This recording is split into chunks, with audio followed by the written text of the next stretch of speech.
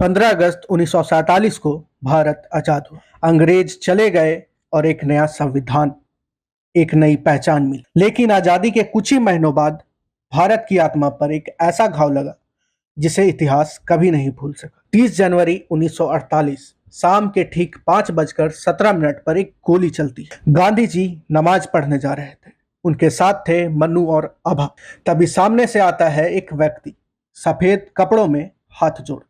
वह सिर झुकाता है और अपनी जेब से एक ब्राउनिंग पिस्तौल निकालता है और गांधी पे चला देता है, जिसके तुरंत बाद महात्मा गांधी वहीं गिर पड़ते हैं। उनका अंतिम शब्द था, हे राम। गांधी जी की हत्या के बाद पूरा देश शोक में डूब गया और पुलिस तुरंत हरकत में आई। हत्यारे का नाम था नाथूराम विनायक गोडसे।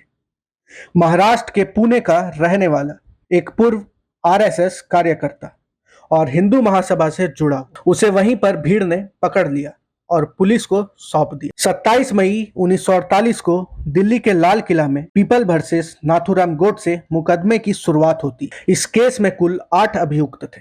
नाथूराम गोडसे, नारायण आप्टे, विनायक दामोदर सावरकर सहित अन्य। इन सभी पर आरोप लगती है हत्या, आईपीसी सेक्शन 2, देशद्रोह और आपराधिक साजिश की। कोर्ट में नाथूराम गोडसे की गवाही होती है। गोडसे अपनी गवाही में कहता है, मैंने गांधी की हत्या इसलिए की क्योंकि वो पाकिस्तान के पक्ष में झुक गए थे। उन्होंने हिंदू की हितों को नजरअंदाज किया। उन्होंने मुसलमानों के लिए 55 करोड़ रुपए की मांग का समर्थन किया। मेरे लिए गांधी एक राजनीतिक खतरा बन चुके थे। यह भाषण कोर्ट में पढ़ा गया और आज भी विवादों में। जिसके बाद कोर्ट का निर्णय आता है। 8 नवंबर 1949 को कोर्ट ने नाथूराम गोडसे और नारायण आप्टे को मृत्युदंड की सजा सुनाई और सावरकर को सबूतों के अभाव में बरी कर दिया। जिसके बाद 15 नवंबर 1949 को अंबाला जेल में गोडसे और आप्टे को सुबह में फांसी दी गई। नाथूराम गोडसे की अंतिम इच्छा थी कि उसे भागवत गीता के पाठ के साथ फांसी पर चढ़ाया जाए। वह शांत भाव से बिना पछतावे के फांसी पर चढ़ गया। गांधी के हत्या के बाद देश भर में संघ और हिंदू महासभा पर प्रतिबंध लगा। कई राजनीतिक दलों और संगठनों की छवि बदली। भारत की राजनीति में धर्मनिरपेक्षता शब्द को मजबूत।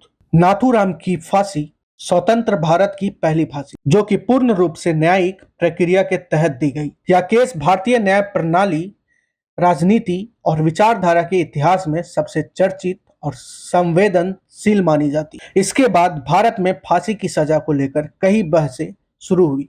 क्या हत्या के लिए मृत्युदंड सही है? अगर वीडियो अच्छी लगी हो तो लाइक जरूर करें और कमेंट में अपनी राय जरूर रखें।